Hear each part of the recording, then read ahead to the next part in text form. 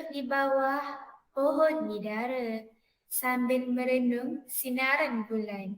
Selamat datang pembuka bicara buat hadirin rakan dan taulan. Bismillahirrahmanirrahim. Alhamdulillahirabbil alamin. Wassalatu wassalamu ala asyrafil anbiya'i wal mursalin wa ala alihi wa sahbihi ajma'in. Assalamualaikum warahmatullahi wabarakatuh. Salam ukhuwah, salam kasih sayang, dan salam satu Malaysia. Alhamdulillah, bersyukur kita kepada Allah Subhanahu Wa Taala kerana pada hari yang ceria ini dapat kita bersama-sama berkumpul untuk berkongsi ikhtiar dan mencabar fikiran mengenai topik yang bakal kami kupas satu persatu.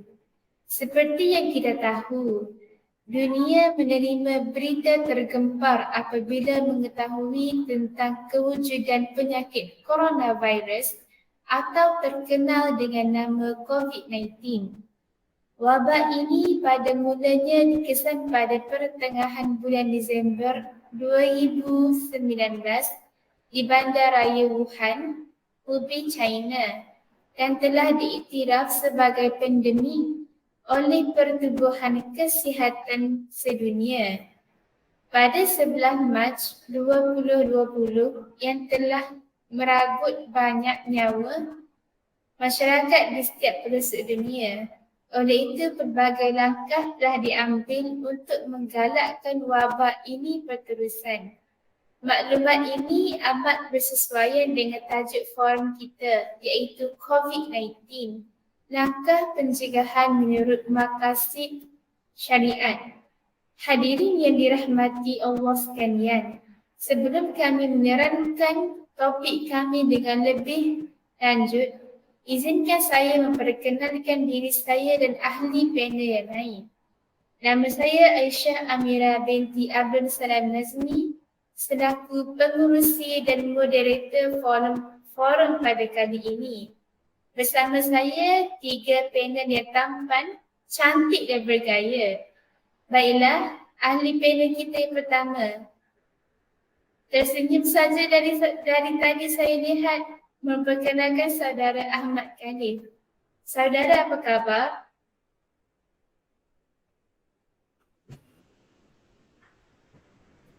Alhamdulillah, saya khabar baik, saudari Aisyah. Awak pula bagaimana? Alhamdulillah, saya pun sihat. Seterusnya saya mempersilakan saudari Rabi'atul Adawiyah. Saudari, apa khabar? Nampak sihat dan bersemangat hari ini.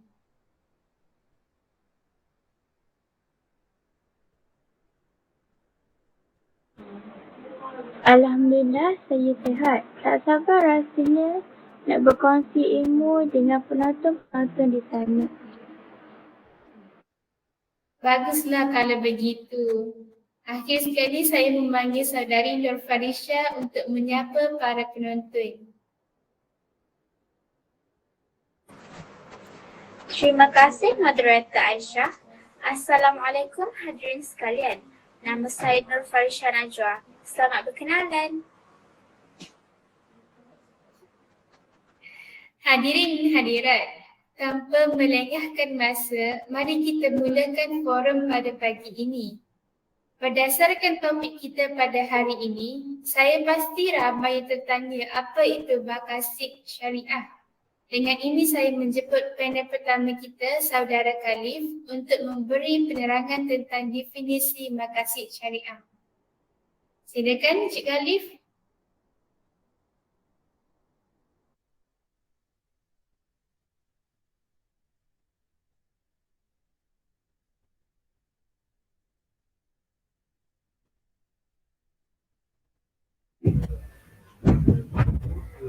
Terima kasih moderator Aisyah atas soalan yang ditujukan.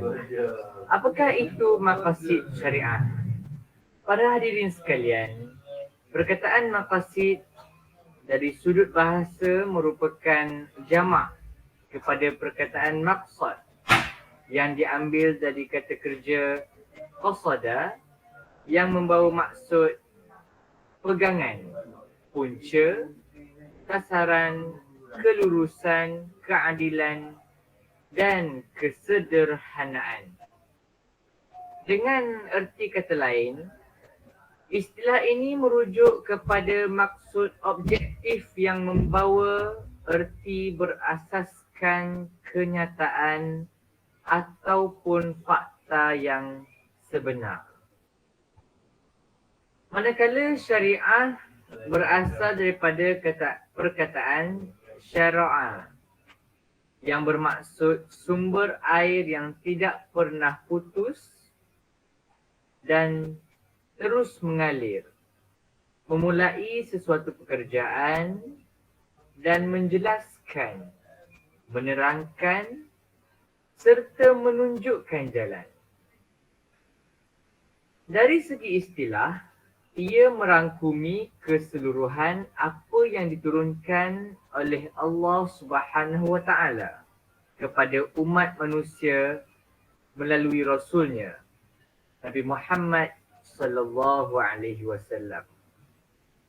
Secara umum, maqasid syariah seperti yang diterangkan oleh ulama usul fiqh, ianya merupakan makna dan tujuan yang dikehendaki syarak dalam mensyariatkan sesuatu hukum bagi menjamin kemaslahatan umat manusia.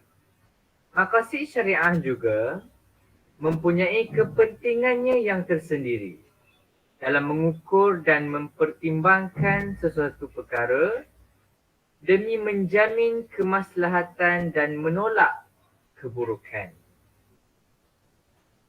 Pertimbangan yang menjadi kayu pengukur ini semestinya berlandaskan nilai-nilai Al-Quran dan As-Sunnah yang menjadi asas bagi memastikan ianya berada di dalam kerangka syariat.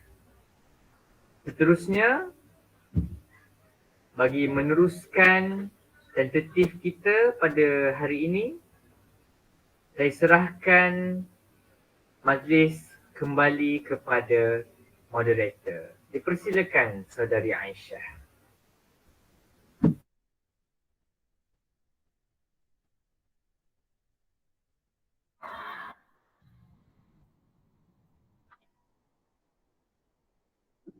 Terima kasih Khalif atas penerangan tentang definisi maqasid syariah itu tadi. Akan tetapi, apakah perkaitannya dengan topik kita? Saudari Rabi'atun, boleh tolong berikan penjelasan?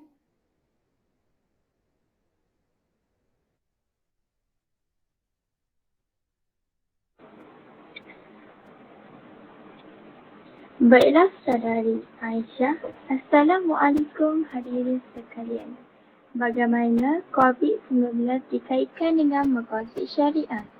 Maqasid syariah menekankan keselamatan agama, nyawa, akal, keturunan dan harta. Dalam situasi wabak COVID-19, maqasid syariah memainkan peranan dalam memelihara nyawa kerana berkait rapat antara satu sama lain.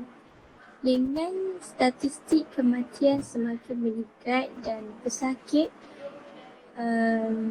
bertambah akibat COVID-19, masyarakat sepatutnya memahami prinsip memelihara nyawa itu adalah sangat penting bagi mengelak timbul isu tidak mematuhi perintah perkawalan pergerakan iaitu PKP yang diperkenalkan oleh Kerajaan.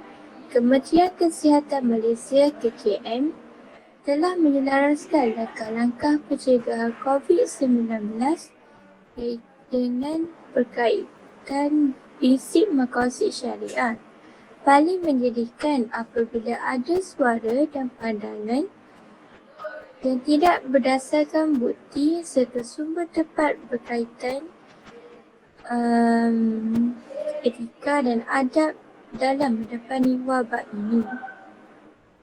Mereka juga tidak memahami dari syarat Berkaitan pencegahan penularan wabak atau tidak merujuk fatwa berkaitan dengan keringanan seperti meninggalkan solat jemaah atau solat Jumaat di masjid atau surau bagi yang uzur. Selain itu, mereka juga tidak mengetahui peranan maqasid syariah sebagai panduan agama saat berada dalam suasana darurat seperti keadaan sekarang. Datanya maqasid syariah adalah untuk menjaga nyawa sama ada dengan cara pemilihan makan minum yang halal dan menjaga kebersihan tubuh badan, tempat tinggal serta pakaian agar tidak dijangkiti kuman dan bakteria. Dengan PKP yang dijalankan, juga berupaya mencegah penularan virus yang boleh menyebabkan punca kematian. Keadaan ini hakikatnya sesuai dengan hadis riwayat Ibnu Abbas radhiyallahu anhu bahawa Rasulullah SAW bersabda, tidak boleh memberi mudarat dan tidak boleh membalas kemudaratan dengan kemudaratan. Riwayat Ibnu Majah. Hadis itu jelas menunjukkan bahawa manusia tidak boleh mendatangkan apa-apa kemudaratan atau mendatangkan kemudaratan dengan kemudaratan. Nampak jelas maqasid syariah berperanan sebagai langkah dan panduan yang terbaik kepada umat Islam ketika mendepani wabak bahaya COVID-19 pada masa ini. Pada masa yang sama, ia dapat memelihara nyawa manusia dan menjalani kehidupan dengan selamat di samping mengerjakan ibadah dengan khusyuk dan selesa. Itu sahaja.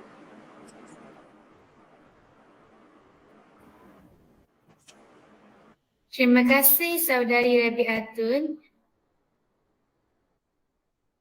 Saya bersetuju dengan pendapatan yang saudari berikan.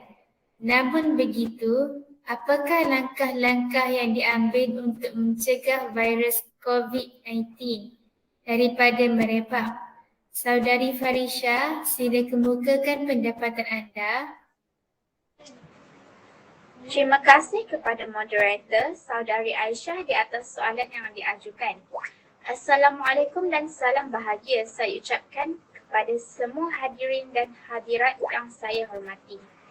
Terima kasih kerana sudi meluangkan masa untuk hadir dan turut serta dalam forum kita pada pagi yang mulia ini.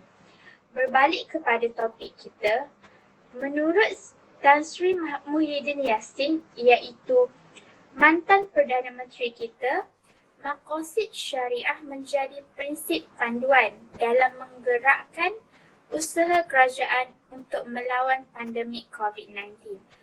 Biarpun pada zahirnya ia tidak diuar-uarkan. Beliau berkata, tema Malaysia Prihatin yang menjadi aspirasi kerajaan untuk memastikan kesihatan rakyat terpelihara daripada ancaman wabak COVID-19 yang melanda dunia dan keadaan ekonomi negara dapat dipulihkan selepas ia terjejas susulan serangan wabak itu sejak awal tahun 2020.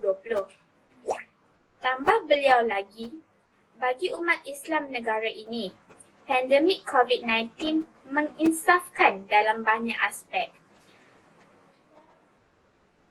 Atas semangat Malaysia Prihatin, kerajaan sudah mengambil langkah proaktif dalam melaksanakan beberapa fasa Perintah Kawalan Pergerakan atau PKP, sehinggalah pada saat ini kita masih lagi berada dalam fasa PKP COVID-19.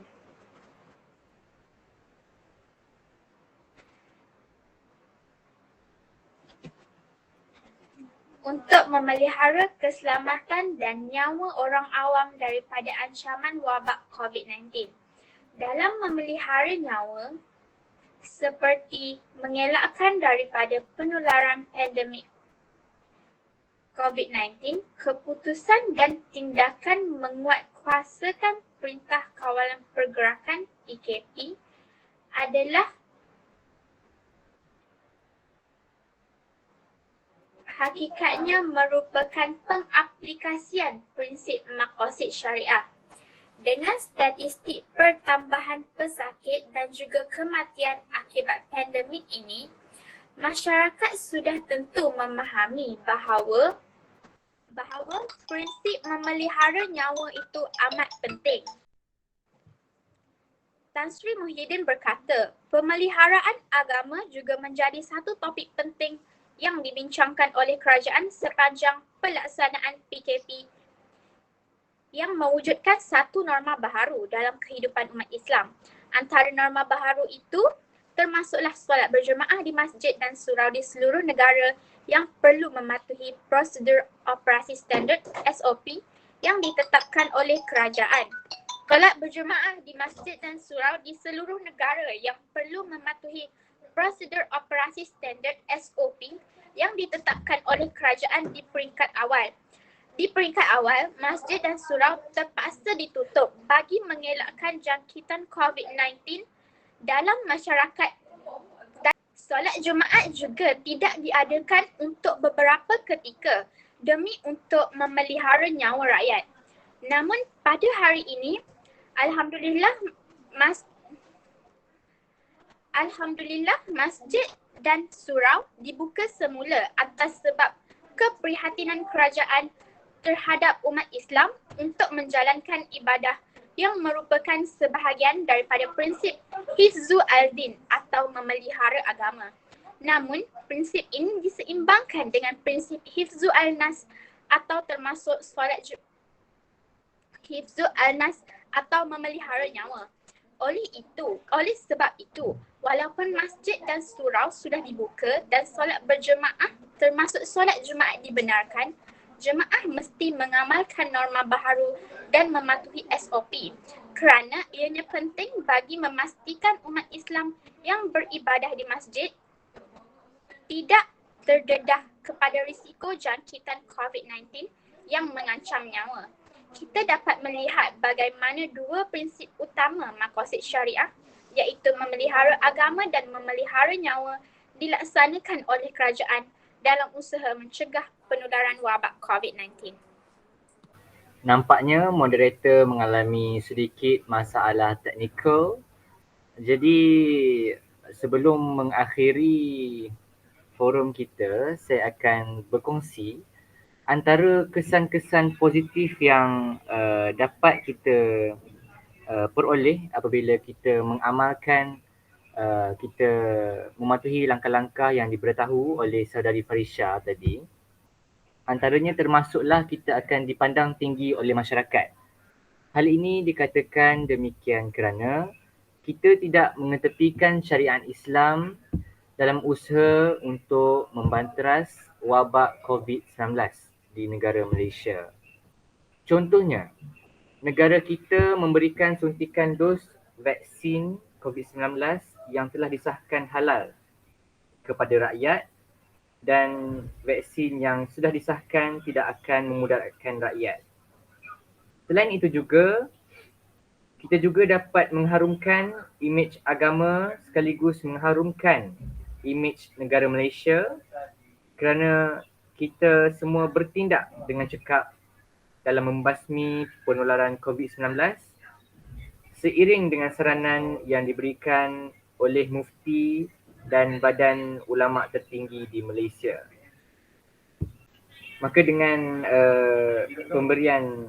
dengan perkongsian kesan-kesan sebentar tadi, maka kita telah pun bertemu dengan pengakhiran sesi forum kita pada hari ini. Jadi untuk mengakhiri forum ini, kami memohon maaf sekiranya terdapat salah dan silap. Sesungguhnya segala kekhilafan itu datangnya dari kesilapan kami sendiri dan segala yang baik itu datangnya daripada Allah Subhanahu Wa Taala. Subhanakallahumma wa bihamdika asyhadu an la ilaha illa anta astaghfiruka wa atubu ilaik. Wassallallahu ala sayyidina Muhammad wa ala alihi wasallam. Bismillahirrahmanirrahim. Wal 'asr innal insana lafi khusr illa alladhina amanu wa 'amilus shalihat wa tawassaw bil haqqi wa tawassaw bis sabr. Assalamualaikum warahmatullahi wabarakatuh. Terima kasih.